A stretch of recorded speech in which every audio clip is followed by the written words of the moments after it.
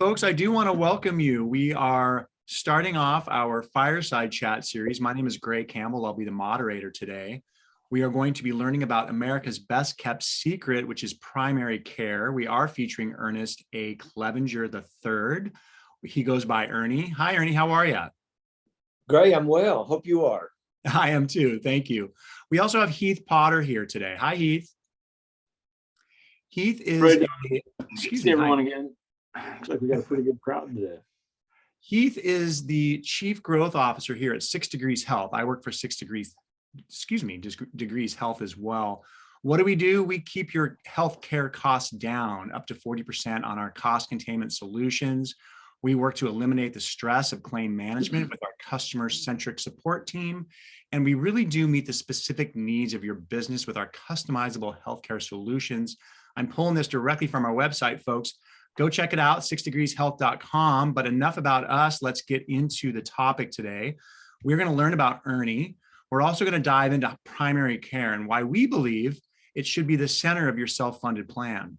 One of the best ways to address high-cost healthcare, and on to the narrow networks part and how they naturally form around primary care. And lastly, we're going to take a look at how primary care can actually inspire healthy incomes too, for patients. We're actually going to kind of start there with a slide. But before we get there, I want to mention two things, folks. First of all, this recording will be available. So feel free to send it out to your friends. It's on our website, 6degreeshealth.com. And secondly, really important, if you want to ask questions, Ernie is he's an expert, and we really want to get his opinion on these important matters. So feel free to Q&A him up in the Q&A function. Now, the chat's fun. You can say hi to your friends, but certainly if you have specific questions for Ernie, we're going to be getting to those in the latter half of the program. So we can get to those for you. Okay, folks? Now, let's get moving. First slide, boom, about Ernest A. Clevenger III. I guess there's been two more above you, Mr. Clevenger. Great name. First Mr. Clevenger I've met. Certainly the president of CareHere, which is a premise health company. Premise Health manages 800 different medical health centers in 44 states, serving 11 million individuals. That's a huge amount of people. What I know Ernie as is the publisher of MyHealthGuide newsletter. Folks, pop over to MyHealthGuide.com. You can check out the newsletter. It comes, I think, once a week. I get it. I've been getting it for a couple of months now. And it does have over 4,500 subscribers in the self-funded healthcare community. He is also the president of the Healthcare Administrators Association, HCAA.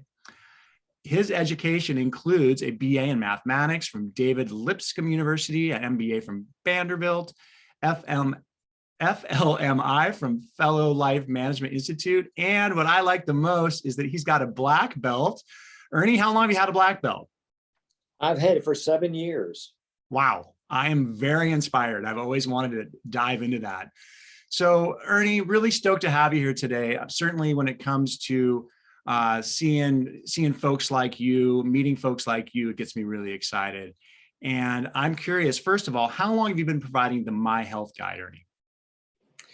Oh, great. Thank you. And Heath and all of 6 Degrees Health, thank you for inviting me. Thank for each of the people who are listening in. To your question, Gray, the newsletter had been produced for a little over 30 years. Okay, great. So 30 years. Whoa. Okay, that's a significant amount of time, Ernie. And then I think I've been reading that thing for the 20 that I've been in this business. So it's been a weekly. That's amazing. Yeah, it's got a lot of great little nuggets of knowledge in there, folks. And you know, I look at you, Ernie, I look at your life, and Emma, do you mind going back to the slide before the bio slide? I do want to kind of sit on this for a minute. Ernie, I look at your resume and I wonder to myself, what on earth have you been up to for the last 30 years besides making MyHealthGuide? And I really want to know, how did you get from there, okay, where you've been, to here? Can you tell me a story? Well, I was a math major and have always enjoyed working with math. And one of the most wonderful opportunities is in the insurance business.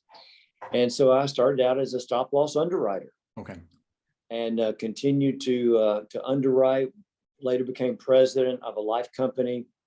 Everything that we underwrote, either behind Cigna or Transamerica or whomever, we would take a risk position on. So there was reinsurance, captives, a part of it.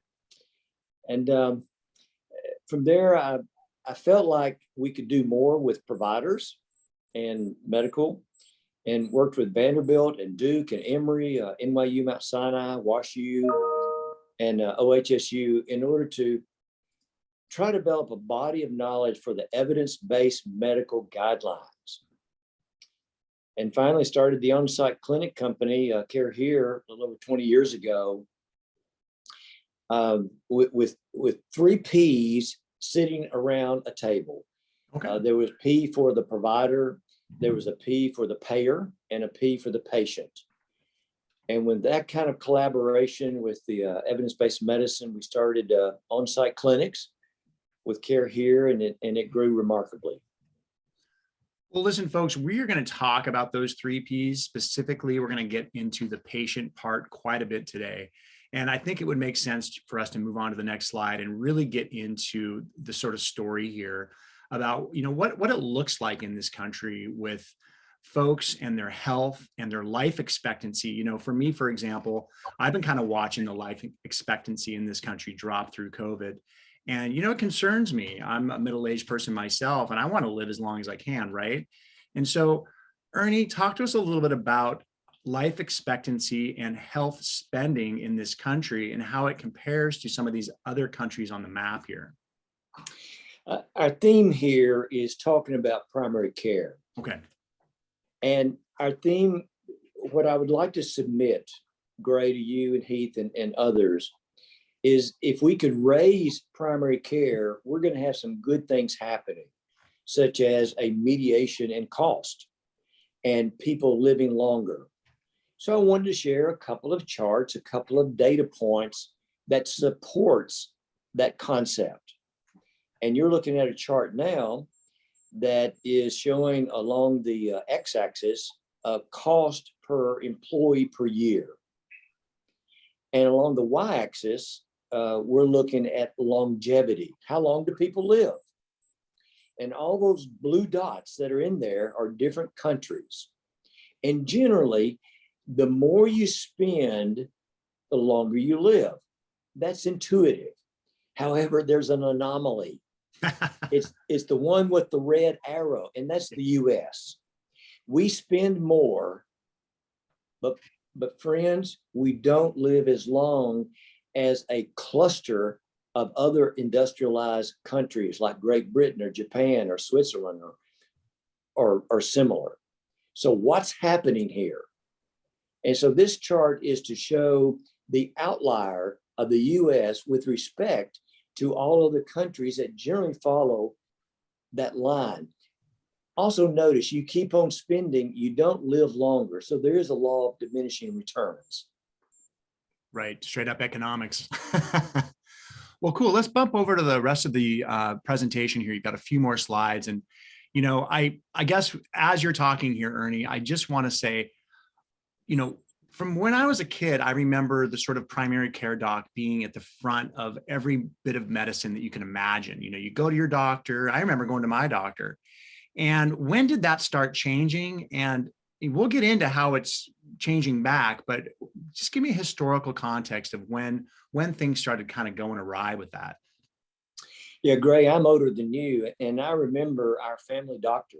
And we would go to him for everything. And he generally organized anything that was related to medical or health in our life. But it did change. I think for the most part, economics changed it. Okay. I know that in Tennessee, out of every 100 graduates from med school, how many do you think go into primary care? Only 3. Wow. And 2 years later, only 2 are left. What's happening? Yeah. It's because graduating from med school is a $400,000 debt. And being a primary care physician will not pay for that debt. You've got to go into a specialty in order to make enough money to pay for it. So we Americans have accustomed ourselves to using specialty care 4 times greater than any other country. My point is, we may go to the doctor, and if she sees a spot on our arm, she's going to refer us to a dermatologist rather than treating it herself. So we use specialists, and what I'm trying to submit today is, let's rethink, let's lift primary care, because it can do a lot and some good things happen. Gray, if I may continue with this chart. Yes, thank you. Ladies and gentlemen, you're looking at a chart, and along the x-axis is the number of physicians, primary care physicians per 10,000 population. And along the y-axis is life expectancy. Notice that as you increase in primary care docs, not specialists, but primary care docs, we live longer. Now, each data point is a state. There's Maryland, there's Alabama, there's Tennessee, there's Arizona. All the states are listed. In the lower left-hand corner is Louisiana, the worst state, sorry, but you have fewer primary care physicians per 10,000, and you don't live as long.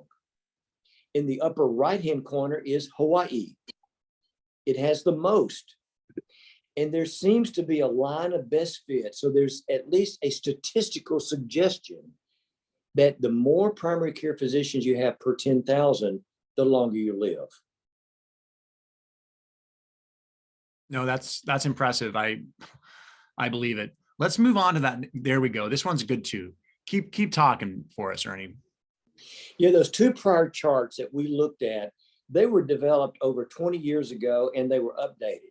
However, recently, within the last couple of years, the JAMA, the Journal for the American Medical Association, came out with an updated study that supports the same concept. For every 10 additional primary care physicians per 100,000 population, we in the population live longer. In this case, 51 days longer. And you may ask, well, how do you get these statistics? You look at the life expectancies and the death of people versus the number of population per 10,000 for primary care, and you do a linear regression. Yeah, no, it's interesting to me because, these are things that I just don't even consider. This country's so big and there's just so much going on. But when you start to take a look at the data and you really start to peel it out, you realize that there are some opportunities. And so, Ernie, let's specifically get into some of these, the slide here on the next one that gets into some of these specific opportunities here. And, we talk about primary care, and there's a lot of danger with, I think people think in their heads, they're like, oh my God, primary care, like, how am I going to see my doctor, or how often am I going to see my doctor? And, what if I do have that dermatology infection or problem with my skin that I need to go see a specialist for? Talk to us a little bit about this narrow network idea and how actually primary care encourages narrow networks as opposed to kind of exploding it out. Gray, may I share a story that Please begins to set and frame the discussion? In the first month that I set up a clinic, it was in Tampa, Florida, and it was at an assisted living facility, and the employees of the assisted living facility were the patients. And we were there at a cafeteria, and the waitress came around, who's an employee of the assisted living, and she says, I am so happy to hear that you are setting up a clinic because I've got a lot of expense. I'm a diabetic. I have high blood pressure. I'm hypertensive. I've had a heart attack. And as you can tell from my language, I am not from around here. She was from Bosnia. Her name was Sonia. And I said, I hope that we can help you. She went on to say that I'm on 11 medications and I've got headaches. And I've got a $300 a month out of pocket to pay for these meds. I hope you can help us, Ernie. Well, about 9 months later, I was there at the clinic. Sonia was still the waitress, and she came over and she had tears in her eyes. I said, "Oh my goodness, what have we done wrong? How have we bothered you? How have we hurt you?" She said, No, you don't get it. Tears of joy? These are tears of joy. Yeah.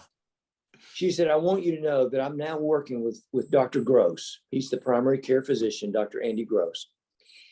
And I want you to know that he has reduced my 4 specialists down to 2. I made the choice, not him. My $300 a month out of pocket is now $80 out of pocket. And I've gone from 11 medications to 3. And that story is not because we're smarter. That story is because you've had a patient to place her trust in a doctor who did a better job of coordinating her care among specialists, making sure that the medications don't fight each other. And she says, "I am so happy I don't have headaches anymore." Well, that's fascinating, Ernie, because, I hear about this in my own personal experience with some of my family members. They're going to all these different specialists. And again, I'm a little bit unversed with this, but when you start talking about people having to take all these different medications, you hear horror stories about some of them actually contradicting each other. And, I'm just assuming maybe in this example that those headaches were maybe being caused by taking these medications that were contradicting each other. But certainly when it comes to simplifying your healthcare and your treatment and establishing a couple of strong specialists to help you, it does make sense from that perspective on this primary care example. Yes, if you in the audience will accept the idea that there's something special, something secretive, something wonderful about a primary care physician based on these stats that are earlier, assume for the moment that there is now a physician down the hall at an on-site clinic with your employer. What we have found, remarkably, 60% of the employees will name us their primary care provider after 12 months. What an awesome responsibility. And I think that many in the audience will appreciate a narrow network. And here is a fascinating finding. A narrow network naturally forms around an on-site clinic, and it is as few as 28 people. And you'll say, well, how did you arrive at that? It was experience after clinic, after clinic, after clinic. The same pattern emerges. And that pattern is very similar to your own doctor. Ask him or her if she needs to refer you to a cardiologist. She typically has 2 in mind, her favorite and a backup. Yep. If it's a nephrologist, she has her favorite and a backup cardiologist, and go down the 10 or 11 main specialties: nephrology, cardiology, endocrinology, pediatrics, OBGYN, etc. And you'll find that your doctor has generally only 2 people, their favorite and a backup, for each of those disciplines. Therefore, when so much care for an employer goes through such a concentrated funnel, that is an on-site clinic primary care physician, and he or she has their 2 favorites times the 14 specialties, that's 28 people, literally. It just makes sense. It does. And it happens without a contract. It happens without a provider network being formed. It's a natural. Now, let's assume for the moment, Greg, that one of those doctors is not performing well. Okay. He's too expensive. He has too many outcomes. He has too many readmissions into the hospital. Why was he even included? So often it's the primary care physician goes to synagogue or church or mosque, or they may go to country club together. They've known each other from med school. But when you show the data, either through Healthcare Blue Book, Castlight, 6 Degrees Health, if you show them the data, there's a natural movement to, oh my goodness, I did not know that, and they will choose another. So it's a way of managing a fairly high performing network, narrowly defined by 28 people over a natural process. So thank you for asking the question. Yeah. And I do want to just ask real quick. So since we were talking about on-site versus like regular primary care, now some of these big companies are going to these sort of on-site clinics. Is that right, Ernie? Could you just speak to me a little bit about the whole sort of on-site movement? Yes, certainly the larger employers, those who have 2,000 or 5,000 employees or more, about 35% of them have an on-site clinic, according to Mercer. However, shared clinics, DPC, there are other movements that are worthy of consideration in order to get a primary care who is organizing the healthcare of a particular patient. Gotcha. There's options out there, folks. Well, listen, let's get into this slide here. I love to sort of think about how does this impact the patient? So at the beginning of our talk today, you talked about the provider, you talked about the payer. And then, what really gets me excited, I think folks, this about me, is the actual patient. I come from a working class background, and I can certainly like rally behind these folks that really don't understand the benefit that they have, their health insurance benefit, or maybe they're seeing a doctor and they're not utilizing their primary care doctor or their doctor the right way. So talk us through these patient health risk assessments, will you, Ernie? I will. Gray, when you go to the doctor, generally speaking, 1 out of 2 visits will require a blood draw and lab work. Now, once you get the lab work, do you understand potassium chloride, HDL, LDL, which is the good cholesterol, which is the bad? What is the impact of your lifestyle on that? You don't. In fact, the most sought after item by a patient is the mystery around lab work, because they know their diagnosis, they know their symptoms, they know their prognosis, they know so many things, but that lab work is still a black hole. And so what you and the audience are looking at is an attempt to try to bring that patient into a better understanding of the report card inside their body. Because studies show from JAMA, New England Journal of Medicine, that a doctor spends only 45 seconds with an abnormal lab reading and will tell you everything else is fine. My point is, that's true today, but tomorrow they may not be fine. And wouldn't it be better if I had an ongoing report card of my body of how I was faring? Am I moving in a favorable direction or an unfavorable direction? What is the impact of medications on my vitals, on cholesterol, on glucose, on hemoglobin A1C? So this chart moves the lab report, which is a black box, into a colorful diagram of gauges, much like a gas gauge, that says I'm moving in a good direction, I'm not. So if we look at the next slide, it takes these 30 pages, 20 or 30 pages, and we will focus now on an example. In this case, total cholesterol. There's a general description of total cholesterol, and your most recent reading is interpreted. Plus, you can see it over time. This report is so rarely seen in a doctor's office, but it's a time to where we as a patient can understand better about our condition. And there are countless studies and experience that says the more we understand, the better we will follow doctor's orders and take our medication to completion. Yeah, this is gold. And it really gets back to sort of what I was saying earlier, Ernie. And I always think of that white picket fence and, Americana with, going to see your primary care doc back in the 50s. And now that we've got the data, now that we have all of the information out there, we can collate it and we can bring it to the patient with this sort of primary care model. You're going to the same practice, you're seeing the same doctor year after year. And over the course of time, you can really see how your health outcomes are either going to improve over time, or if they are not improving, ways, of course, that you can get help. So this is great. Thanks, Ernie. Well, let's move on to the next slide here and really start to take a look at CareHere. So Ernie, first of all, tell me a little bit about CareHere so that people understand where we're going with this, please.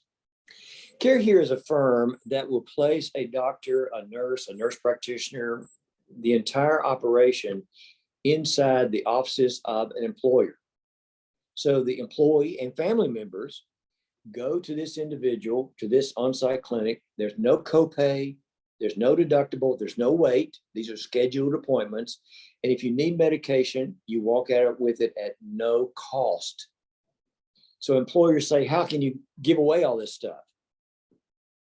It's because we found that an on-site physician coupled with a patient, and you remove those barriers to care, some nice things happen.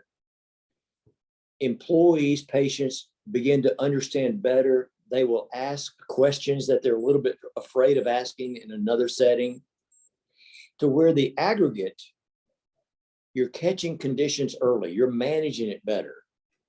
And you're looking at a chart that along the x-axis is showing each year or certain years that are shown. And on the y-axis is the cost per employee per year. Those blue squares are showing the cost per employee per year before a clinic is installed. And the green is the effect after the clinic installed with the cost of the clinic added in. So we use a trend line going from the blue squares showing the trend, assuming that there had been no clinic, and then an on-site clinic with the green. Now, when I deliver this report to clients, I'm very quick to say, look, we feel that this has been a contributor to this nice effect, this savings that have been generated, shown between the trend line and the top of the green lines. However, you could have hired 6 Degrees Health. You could have changed plans to include an HSA, a health savings account. You could have changed a lot of different things that actuarially will have an impact on the plan. But the pattern that you're seeing here has been consistent over employer after employer, that there is a meaningful impact in saving cost.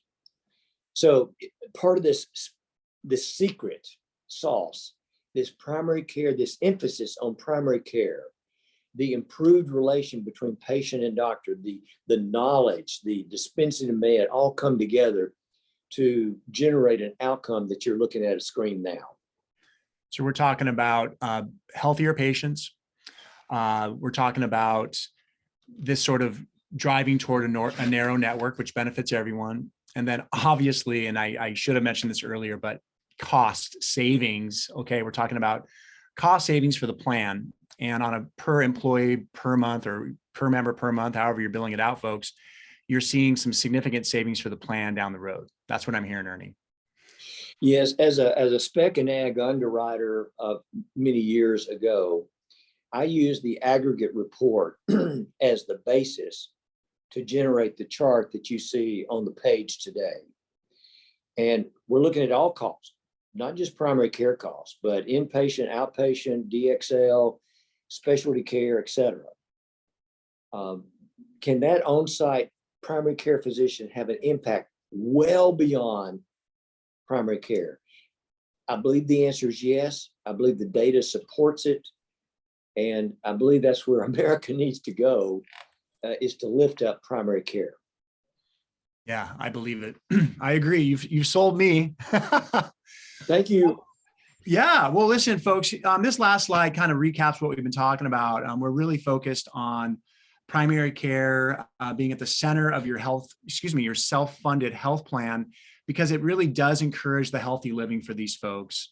And we talked a little bit about the narrow networks piece, how it forms naturally and how that benefits the patient and it benefits the plan. And then the last piece, in the very important piece that Ernie finished with, This means lower costs, and that really does impact the plans, of course, but it ends up impacting members. We all know that over the course of time, these plans get more and more expensive, and guess who ends up paying more down the line? It ends up being the members oftentimes. And a lot of these members, again, they're working class. They really can't afford to go to the doctor. And even if they have health care, they are scared to use it because they don't want to pay the $45 copay. And it doesn't seem like a lot of money to some of you, but certainly for some of these healthcare plans, that is a lot of money to these folks. And down the road, they could have had some preventative stuff done that can keep them out of the emergency room. And then that's really going to cost that plan a lot of money. So I do see a couple of questions coming in, folks, and I do want to get to that. So thanks for the presentation, Ernie. Let's get to some of those questions. Heath Potter, what do you think? We got questions, and feel free to keep sending them in, guys. So we try to give this second half of the discussion for Q&A, so we're happy to be able to do that. First question, are there any similar data showing the effects of primary care upkeep and behavioral health coordination? What a great question. I've often thought that the Mental Parity Act was supposed to lift mental health, mental and behavioral. I don't think that it has. In many ways, I think that it has separated primary care and medicine from behavioral health. And there's been further isolation in mental health. Here's what I found. And I think that we need to focus on that question, which is so critically important. But let me give a specific example of how primary care has now reinforced behavioral health, and that's in a PHQ-9. PHQ-9 is a 9-question validated question set, where the first one is, how do you feel today, or how have you felt today the last 2 weeks? All the way down to question number 9, are you considering suicide? Each answer has 3 possibilities, and it's graded. If you get a 27 or more, you need to act very quickly. Within 5 minutes, you need to call 911. On the other hand, a lower score means let's arrange a televisit to begin with for either psych or behavioral health. It is an example of looking for ways of merging primary care and mental health together to where they begin to work collaboratively together. I think the Mental Health Parity Act can be improved when you've got a primary care lead that is seeking to improve it or bring them together rather than allow it to remain isolated.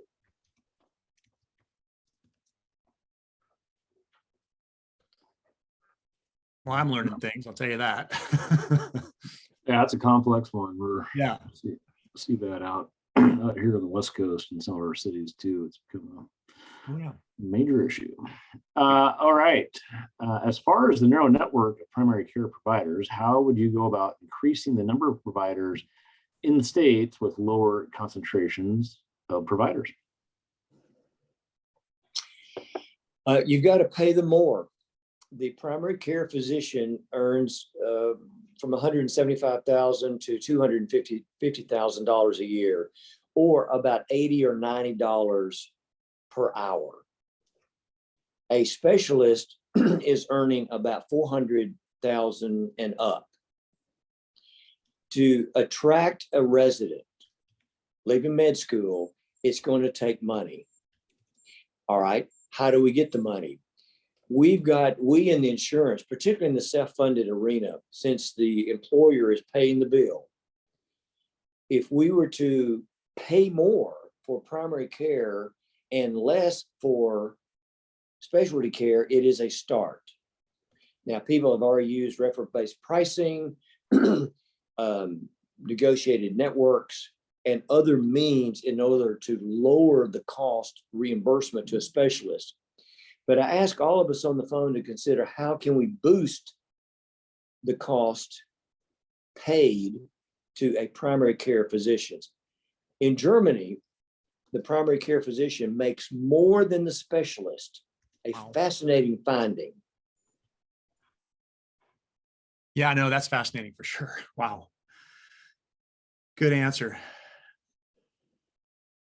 Great. That is the end of the audience Okay. questions. Well, I've got a couple too here for you, Ernie. And I always like to look at the future and I wonder, hey, you know, what is going on out there? I sort of ask the attendee, or excuse me, the guest to look into his crystal ball. But in this particular example, Ernie, why are there headwinds to change here? You know, there's a lot of folks in the benefit industry.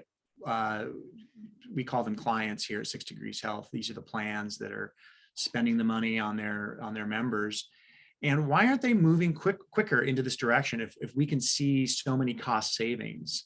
Is it just a matter of convincing them or showing them the way? Or is there something else I'm not seeing here that we didn't talk about? We all experience inertia. Okay. And what we have done in the past is good enough if we see merely an incremental change that looks favorable in the future. We're secure in our jobs. We're secure in our vendors. We don't want to be that disruptive. And this is a disruptive world that we have got to live in. Otherwise, healthcare, which is already approaching 20% of our GDP, is going to continue. Now, Bain is a major consulting house, and they predict that within 8 years, that primary care will reach 30% of total spend. So there's a move afoot of either advanced primary care initiatives or other PCP that is beginning to lift these very important experts in managing our care.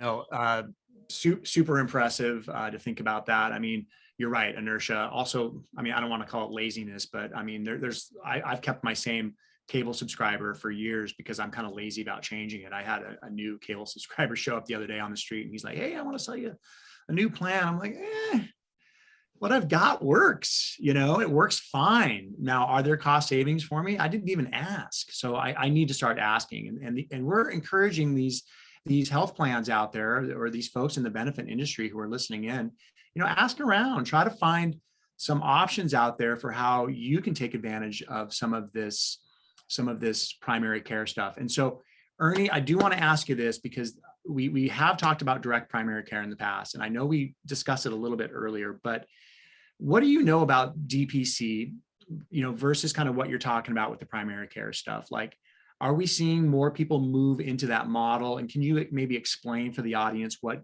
the difference between DPC and primary care is? I will share my view of DPC, Okay. and I know that many in your audience will disagree. And Okay. I'm glad. I hope they respond with a question or a challenge. But DPC, to me, is direct provider contracting as defined by 27 states who have passed the DPC laws. That allows a provider to accept a fee, generally a monthly amount directly from a patient in exchange of care.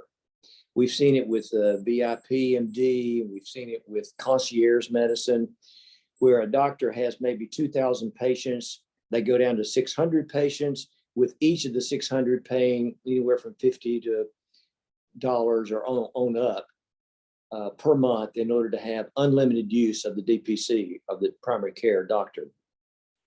However, many employers are using this as a stopgap if they don't offer insurance, or it's more of an urgent care approach. And I'm not certain the economics are there for the doctor or for the employer at the moment. It may be in the future. But one of the secrets of an on-site clinic and a doctor is that most of the patients are chronic. The chronic patient accounts for 85% of our total cost. The diabetic alone is 12% of our total cost. Therefore, if the DPC doctor is indeed managing the chronic condition aggressively and coordinating throughout all of the specialists, that's good news.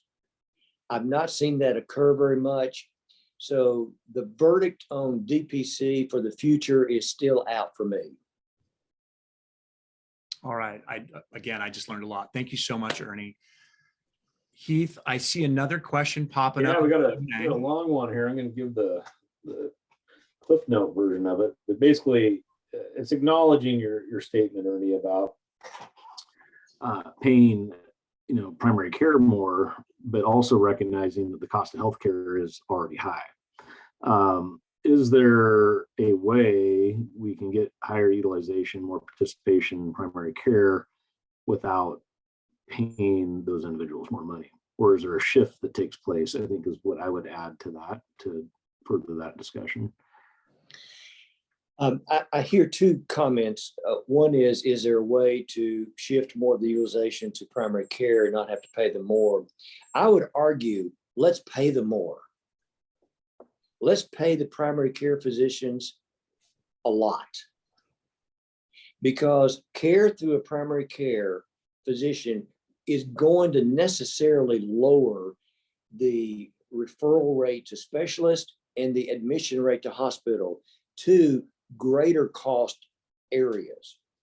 So yes, you're paying more on the primary care, but I would argue that you're paying less in all of the others, like the reverse balloon effect. So don't be fearful of paying a primary care doctor more. Now, to your second point, how do you get more utilization to the primary care physician? We've got to identify them, and we've got to make them visible to our employee and to our family members. Now, maybe that means going to the primary care network that's online or whatever source that we use, and identifying an additional incentive like no copay or deductible if you use these primary care physicians, and perhaps increasing the the deductible for specialists.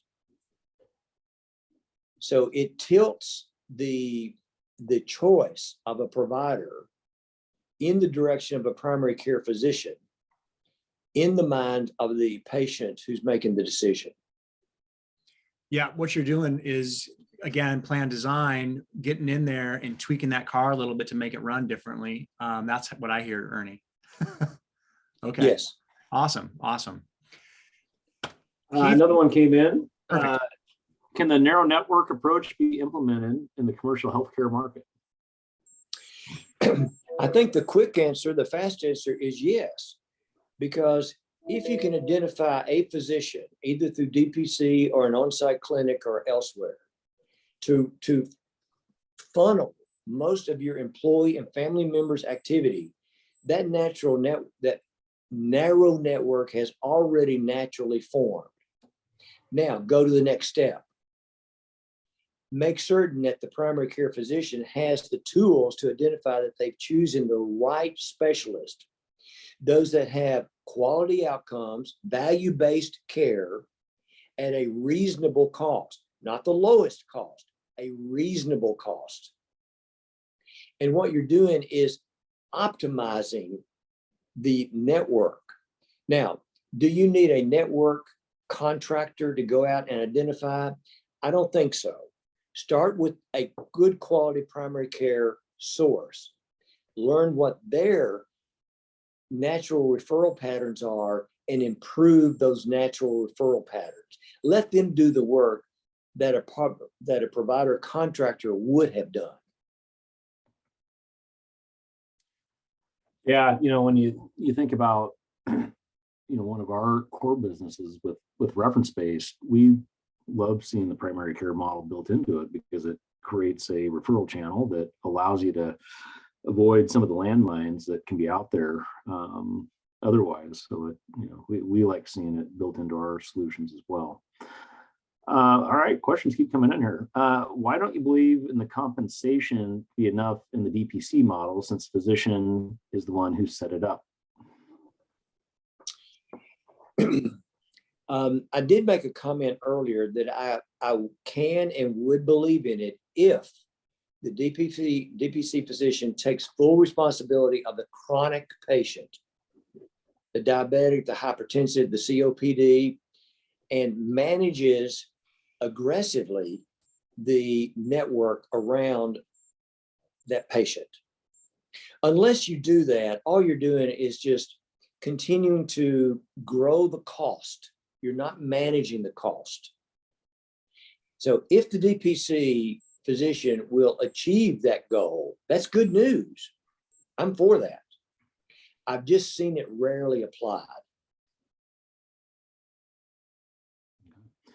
Do you think that Amazon is attempting to do something similar with the on-site clinics, or are their efforts primarily driven by a new source of revenue?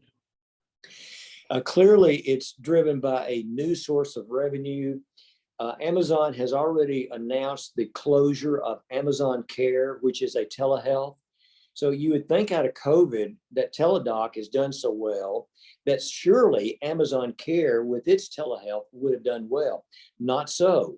Because they did not get enough attraction financially, they made the announcement 2 weeks ago. They're shutting it down December of this year. Now, why did they buy One Medical for $3.9 billion? One Medical is not making money, but they do have 700 employers that do serve as a base.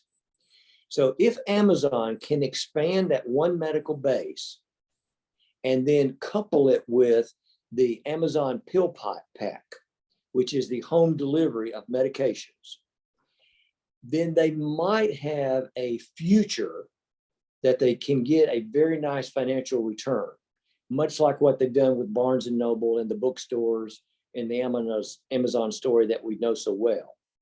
However, if you look at the model that One Medical is using, it is more of an urgent care model and not a chronic care model.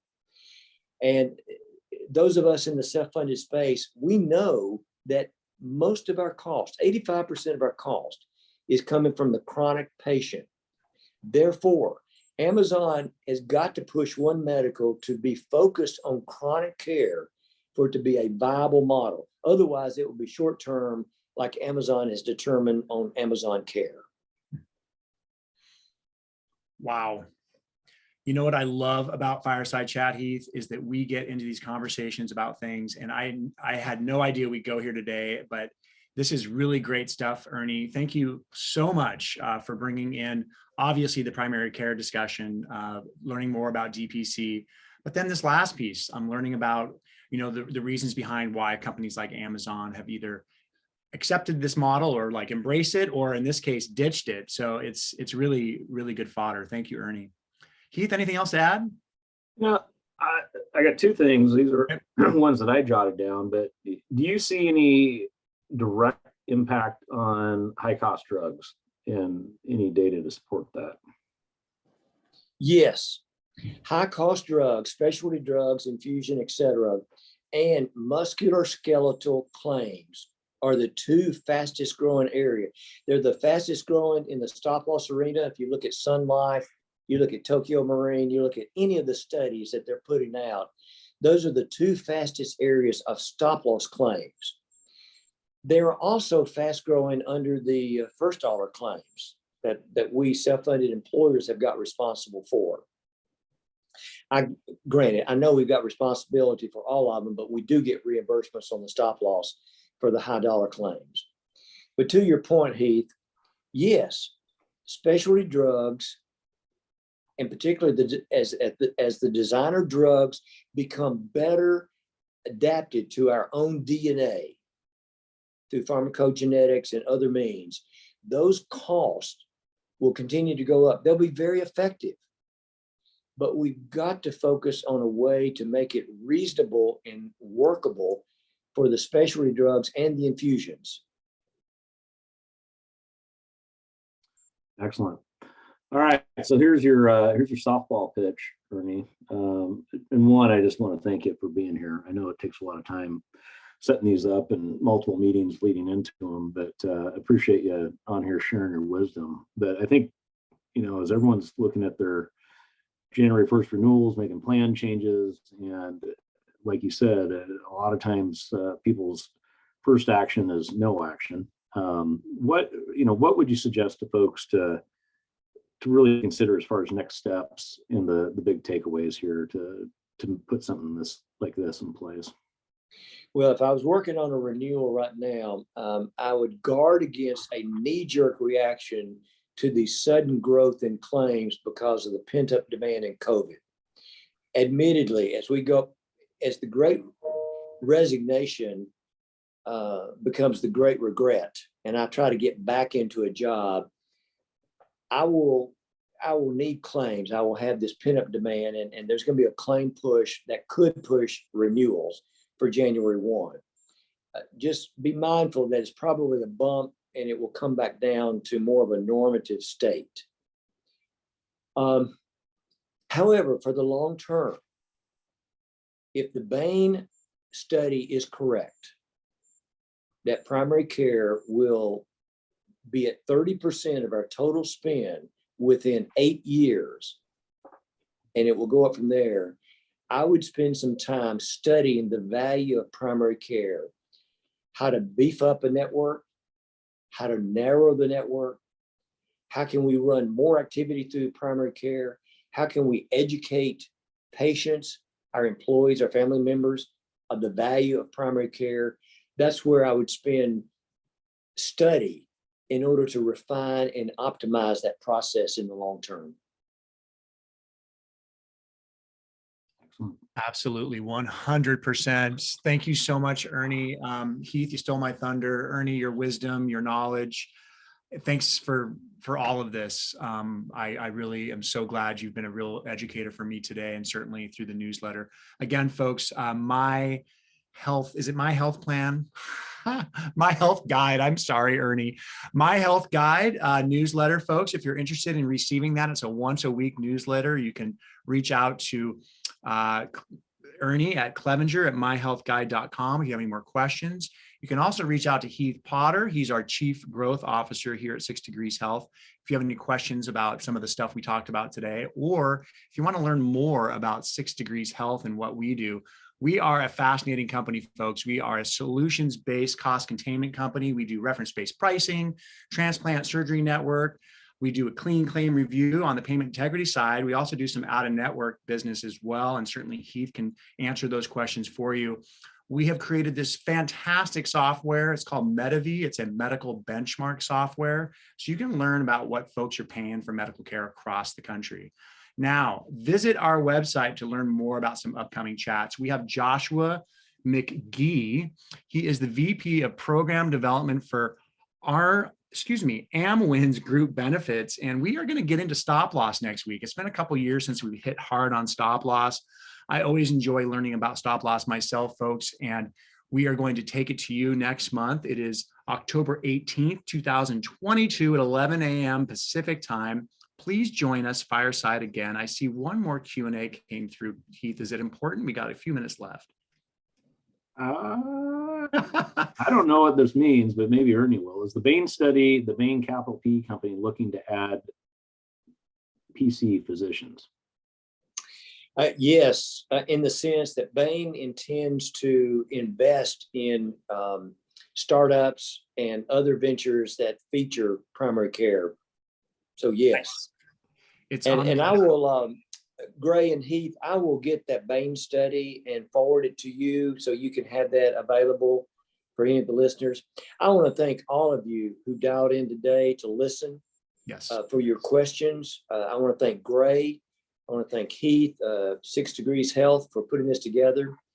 The newsletter is a give back. There is no money. There's no subscription fee. There's no advertising. It is something that it's where each of us choose to give something back to our industry. That was my choice. My day job is the clinic. My give back is the newsletter. Back to you, Gray. Well, you just sent chills up my spine, Ernie. I love it that you're giving back. Thank you so much. Folks, have a great day today. Enjoy the fall weather, and we'll see you next month for the next Fireside Chat. Thank you, everybody. Thanks, Ernie. Bye-bye. Thank you.